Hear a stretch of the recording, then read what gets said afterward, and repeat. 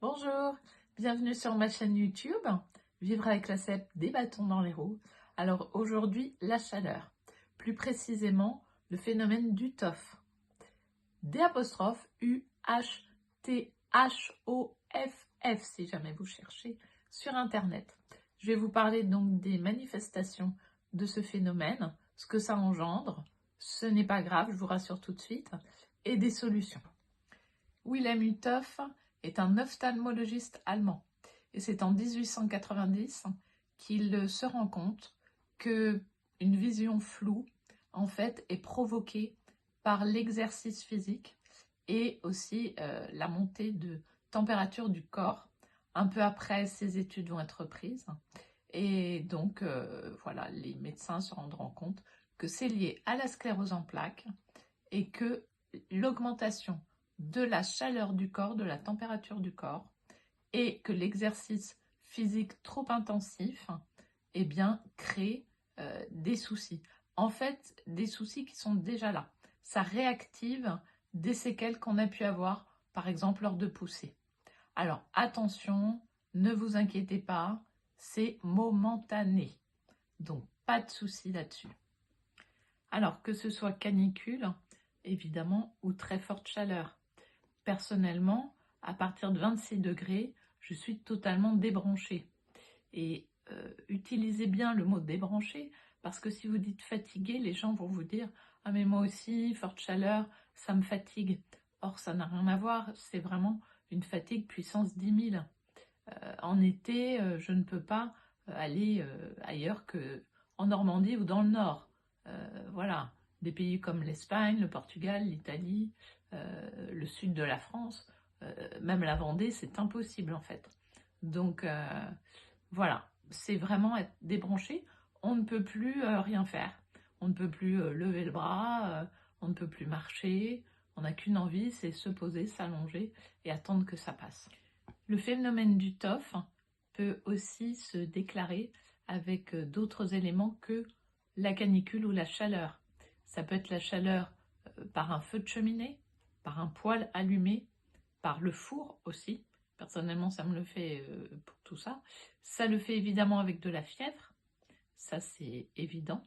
Donc dès qu'on attrape quelque chose, eh bien, il faut absolument éviter la fièvre, sinon on est complètement débranché. Et il y a aussi la digestion.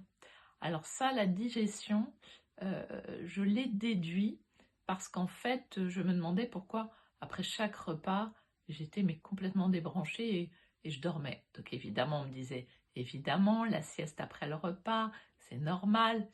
Non, là, j'étais pas bien en fait. Et puis j'ai lu que la digestion donnait une augmentation de la température du corps jusqu'à 2 degrés. Alors j'ai demandé à un neurologue lors d'un webinaire qui parlait de la chaleur et j'ai dit est-ce que la digestion peut aussi engendrer le phénomène du TOF? Et il m'a été répondu que oui. Alors, dans les solutions maintenant, eh bien il faut s'hydrater. Ça paraît logique, donc buvez, mais buvez très régulièrement de petites quantités. Dans l'idéal, toutes les demi-heures. Mettez-vous un réveil, une sonnerie, une alarme. Mais même hors canicule, c'est vraiment très conseillé que le corps comprenne bien que vous donnez de l'eau pour qu'il s'hydrate. Donc ne pas boire 1 litre d'eau, ça ne sert à rien, strictement à rien, vous allez quand même être déshydraté. Attention à toutes les boissons sucrées, gazeuses, le café, mais aussi le thé qui déshydratent. Donc il faut les éviter. Ensuite, eh bien, il faut manger régulièrement, normalement. Il ne faut pas sauter de repas parce qu'on n'est pas bien. Réduisez un petit peu la quantité. Fractionnez, c'est bien aussi. Et évidemment, manger froid ou frais, mais pas chaud. N'allumez pas les plaques, n'allumez pas le four. Pour ce qui est de l'alimentation, privilégiez en fait des produits froids et gorgés d'eau. Donc des tomates, des salades, du concombre, etc. Ça, c'est très important parce que tout cela va hydrater votre corps aussi. Ensuite, la solution de rafraîchir le corps.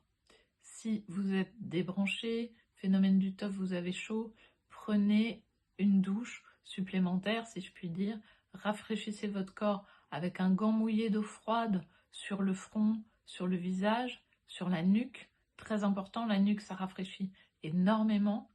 Attachez évidemment les cheveux, ne les laissez pas sur les oreilles. En hiver, on met des cache-oreilles. C'est pas pour rien. Vous essayez, vous allez voir. Dégagez bien les oreilles. Voilà. Attachez vos cheveux, les petites barrettes dont j'avais déjà parlé dans une vidéo. Et puis, mouillez vos cheveux et attachez-les, gardez-les mouillés en fait le plus longtemps possible. Et ça, mine de rien, ça rafraîchit votre tête et par conséquent votre corps, puisque la plus grande partie de la chaleur du corps s'évacue en fait par la tête. Autre solution, s'allonger. Évidemment, si on travaille, qu'on doit sortir, c'est compliqué, mais si vous pouvez, allongez-vous. Une fois allongé, en fait, le corps se refroidit, alors que assis, plié, il se réchauffe. Donc, allongez-vous, ça va refroidir le corps. Et puis, si vous avez un ventilateur, un climatiseur, évidemment, on fait tout fonctionner. Vous pouvez aussi mouiller vos pieds. Mais alors là, attention, si comme moi vous êtes en fauteuil, que vous ne marchez pas, évidemment il y a le risque des engelures. Les engelures, c'est extrêmement douloureux et faut pas croire que ce n'est qu'en hiver. Bien sûr, le froid crée une engelure, mais il n'y a pas que ça. Il faut la mauvaise circulation et l'humidité. Et le frottement, évidemment, de la chaussure.